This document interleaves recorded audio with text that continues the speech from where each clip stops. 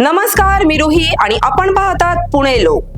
कात्रज चौक, signal लागलेला आणि नेहमी सारखीच ट्रॅफिक आणि नेहमी सारखीच तपासणी आणि अचानक पोलिसांनी एक गाडी थांबवली. काचा पूर्णपणे ब्लॅक. कायदा काय सांगतो? ब्लॅक फिल्म म्हणजेच थेट गुन्हा, दंड, कारवाई आणि गाडी जप्त. काचा काळ्या का आहेत? आणि इथेच सगळा खेळ बदलतो. गाडीतला माणूस शांतपणे खिशातून फोन काढतो. ना वाद, ना चर्चा, ना कायद्याची भीती, फक्त एक कॉल. साहेब, मी बोलतोय. बस 5 मिनिटात कायदा गुंडाळला जातो, नियम थांबतो आणि गाडी सन्मानाने निघून जाते. प्रश्न साधा आहे पण गंभीर आहे. तो फोन कोणाचा होता? तो साहेब कोण होता? एका कॉलवर पोलिसांचा हात थांबवणारा तो इतका मोठा कोण?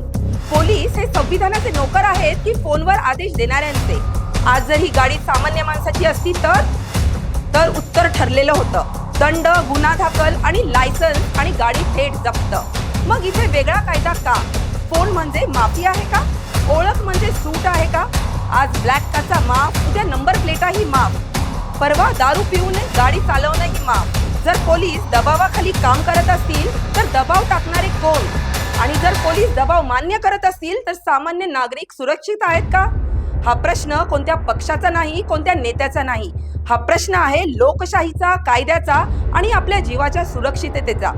आज जर आवाज उठवला नाही तर उद्या तोच फोन आपल्या जीवावर बेतू शकतो. कायदा फोनवर चालू नये, तो संविधानावर चालला पाहिजे.